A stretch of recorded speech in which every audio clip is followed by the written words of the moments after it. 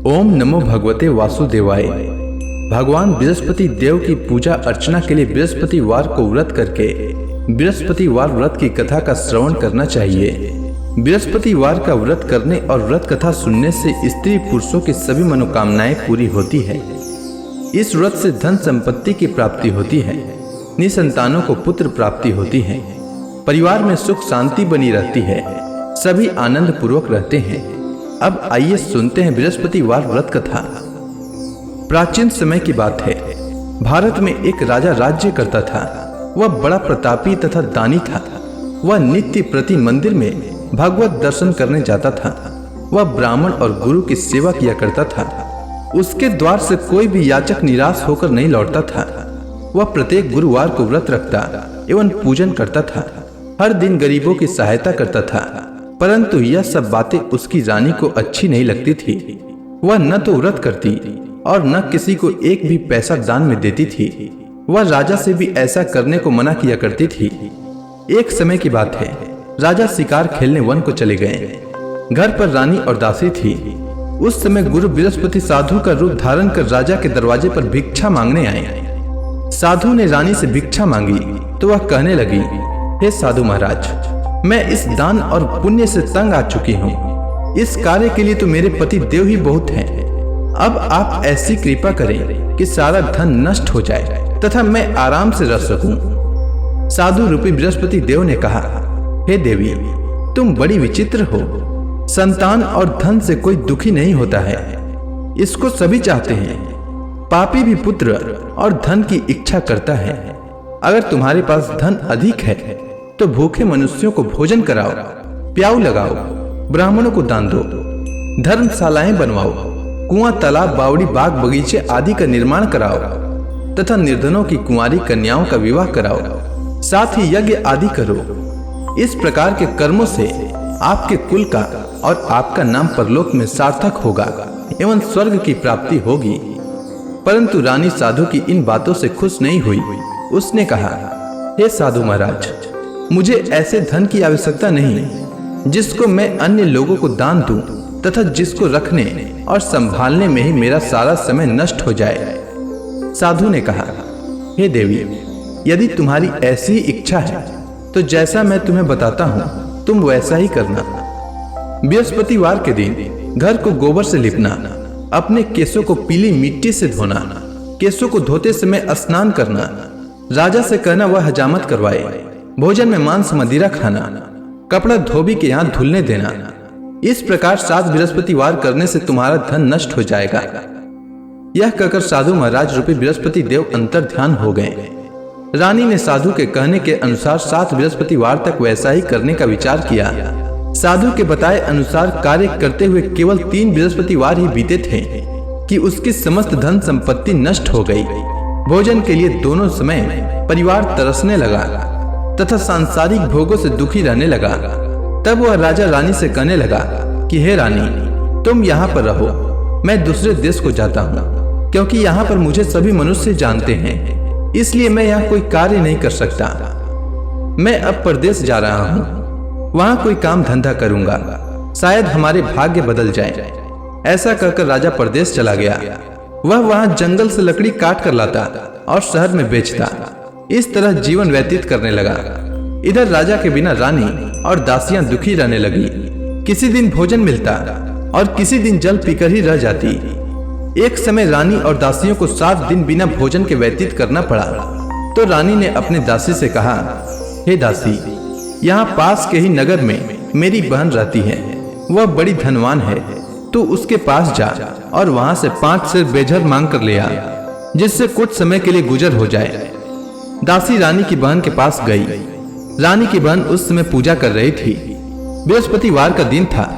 दासी ने रानी की बहन से कहा, हे रानी, मुझे आपकी बहन ने भेजा है, मुझे 5 सेर बेझर दे दो। दासी ने यह बात अनेक बार कही, परंतु रानी की बहन ने कोई उत्तर नहीं दिया, क्योंकि वह उस समय बृहस्पतिवार की कथा सुन रही थी। जब दासी को रानी की बहन से कोई उत्तर नहीं मिला तो वह बहुत दुखी हुई। उसे क्रोध भी आया। वह लौटकर रानी से बोली, हे रानी, आपकी बहन बहुत ही धनी स्त्री है। वह छोटे लोगों से बात भी नहीं करती।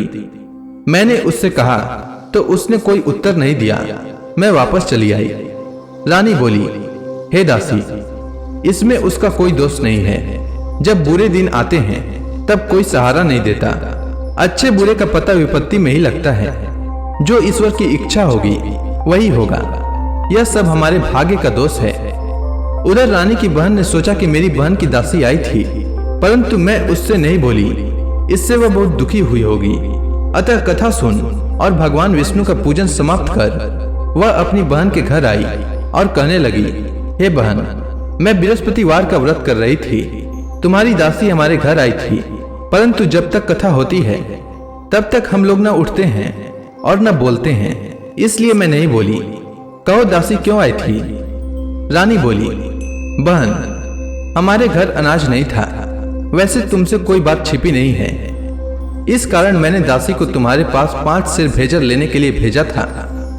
रानी की बहन बोली, बहन देखो, बृहस्पति भगवान सबकी मनोकामना पूर्ण करते हैं। देखो, शायद तुम्हारे घर में अनाज रखा हो। यह सुनकर दासी घर के अंदर गई तो वहां उसे एक घड़ा बेझर का भरा मिल गया। उसे बड़ी हैरानी हुई क्योंकि उसने एक एक बर्तन देख लिया था। उसने बाहर आकर रानी को बताया।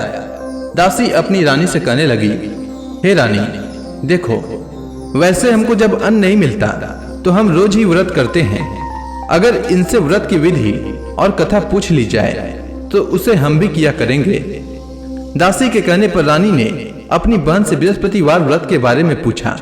उसकी बहन ने बताया, हे रानी बहन, बृहस्पतिवार को सूर्योदय से पूर्व उठकर स्नान करके बृहस्पतिवार का व्रत करना चाहिए, लेकिन उस दिन सिर नहीं धोना चाहिए।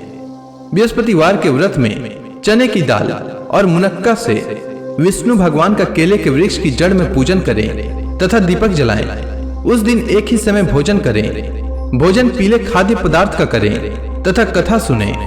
इस प्रकार करने से गुरु भगवान प्रसन्न होते हैं, अन्न पुत्र धन देते हैं, मनोकामना पूर्ण करते हैं। व्रत और पूजन की विधि बताकर रानी की बहन अपने घर लौट गई। रानी और दासी दोनों ने निश्चय किया कि बृहस्पति देव भगवान का पूजन जरूर करेंगे। 7 दिन बाद जब बृहस्पतिवार आया तो उन्होंने व्रत रखा। घुड़साल में जाकर चना और गुड़ बीन लाई तथा उसी दाल से केले की जड़ तथा विष्णु भगवान का पूजन किया। अब भोजन पीला कहाँ से आए? दोनों बड़ी दुखी हुई, परंतु उन्होंने व्रत किया था, इस कारण बृहस्पति देव भगवान प्रसन्न थे। एक साधारण व्यक्ति के रूप में वे 2 थालों में सुंदर पीला भोजन लेकर आए और दासी को देकर बोले, हे दासी, यह भोजन तुम्हारे और रानी के लिए है, तुम दोनों करना। दासी भोजन पाकर बड़ी प्रसन्न हुई और रानी से बोली, रानी जी, भोजन कर लो। रानी को भोजन आने के बारे में कुछ पता नहीं था, इसलिए वह दासी से बोली, जा तू ही भोजन कर, क्योंकि तू हमारी व्यर्थ में हंसी उड़ाती है। दासी बोली, एक व्यक्ति भोजन दे गया है। रानी कहने लगी, वह भोजन तेरे लिए दे गया है, तू ही भोजन कर। दासी ने कहा, वह व्यक्ति हम दोनों के लिए 2 थालों में भोजन दे गया है, इसलिए मैं और आप दोनों ही साथ साथ भोजन करेंगी। दोनों ने गुरु भगवान को नमस्कार कर भोजन प्रारंभ किया। उसके बाद से वे प्रत्येक बृहस्पतिवार को गुरु भगवान का व्रत और पूजन करने लगी। बृहस्पति भगवान की कृपा से उनके पास धन हो गया, परंतु रानी फिर से पहले की ही तरह आलस्य करने लगी। तब दासी बोली, देखो रानी, तुम पहले भी इस प्रकार आलस्य करती थी। तुम्हें धन के रखने में कष्ट होता था, इस कारण सभी धन नष्ट हो गया। अब गुरु भगवान की कृपा से धन मिला है तो फिर तुम्हें आलस्य होता है। बड़ी मुसीबतों के बाद हमने यह धन पाया है, इसलिए हमें दान पुण्य करना चाहिए। तुम भूखे मनुष्यों को भोजन कराओ, प्याऊ लगवाओ, ब्राह्मणों को दान दो, कुआं तालाब बावड़ी आदि का निर्माण कराओ, मंदिर पाठशाला बनवाकर दान दो, कुंवारी कन्याओं का विवाह करवाओ। धन को शुभ कार्यों में खर्च करो, जिससे तुम्हारे कुल का यश बढ़े तथा स्वर्ग प्राप्त हो और पितृ प्रसन्न हो। दासी की बात मानकर रानी ने इसी प्रकार के कर्म करने प्रारंभ किए, जिससे उनका काफी यश फैलने लगा। एक दिन रानी और दासी आपस में विचार करने लगी कि न जाने राजा किस दशा में होंगे, उनकी कोई खोज खबर नहीं है। गुरु भगवान से उन्होंने प्रार्थना की और भगवान ने रात्रि में राजा को स्वप्न में कहा, हे राजा, उठ, तेरी रानी तुझको याद करती है, अब अपने देश को लौट जा। राजा प्रातः काल उठकर जंगल से लकड़ियां काट कर लाने के लिए जंगल की ओर चल पड़ा। जंगल से गुजरते ही वह सोचने लगा, रानी की गलती से उसे कितने दुख भोगने पड़े। राजपाट छोड़कर उसे जंगल में आकर रहना पड़ा। जंगल से लकड़ियां काटकर उन्हें बेचकर गुजारा करना पड़ा। उसी समय उस जंगल में बृहस्पति देव एक साधु का रूप धारण कर आए और राजा के पास आकर बोले, हे लकड़हारे, तुम इस सुनसान जंगल में किस चिंता में बैठे हो, मुझे बतलाओ। यह सुनकर राजा के नेत्रों में जल भर आया और साधु की वंदना कर बोले, हे प्रभु, आप सब कुछ जानने वाले हैं। इतना कहकर राजा ने साधु को अपनी संपूर्ण कहानी सुना दी। महात्मा दयालु होते हैं। वे राजा से बोले, हे राजा, तुम्हारी पत्नी ने बृहस्पति देव के प्रति अपराध किया था, जिसके कारण तुम्हारी यह दशा हुई है। अब तुम किसी प्रकार की चिंता मत करो, भगवान तुम्हें पहले से अधिक धन देंगे। देखो, तुम्हारी पत्नी ने बृहस्पतिवार का व्रत प्रारंभ कर दिया है। अब तुम भी बृहस्पतिवार का व्रत करके चने की दाल व गुड़ जल के लोटे में डालकर केले का पूजन करो, फिर कथा सुनो। भगवान तुम्हारी सब मनोकामनाओं को पूर्ण करेंगे। साधु को प्रसन्न देखकर राजा बोला, हे प्रभु, मुझे लकड़ी बेचकर इतना पैसा भी नहीं बचता जिससे भोजन करने के उपरांत कुछ बचा सकूं।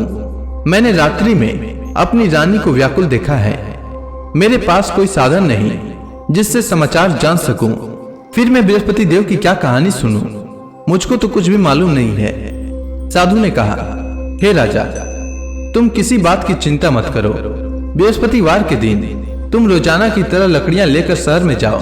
तुम्हें रोज से 2 गुना धन प्राप्त होगा, जिससे तुम भली भांति भोजन कर लोगे तथा बृहस्पति देव की पूजा का सामान भी आ जाएगा। इसके बाद राजा ने साधु के कहे अनुसार बृहस्पतिवार का व्रत किया। बृहस्पतिवार का व्रत करने से राजा के दिन सुधर गए। इसके बाद वह अपनी रानी के पास गया और फिर दोनों आनंद से जीवन यापन करने लगे। इसलिए सुख समृद्धि की कामना करने वाले मनुष्यों को बृहस्पतिवार का व्रत करना चाहिए और बृहस्पति देव की पूजा करनी चाहिए। साथ ही बृहस्पतिवार व्रत की कथा सुनना चाहिए। तो प्रेम से बोलिए विष्णु भगवान की जय, बृहस्पति देव की जय, समस्त देवी देवताओं की जय।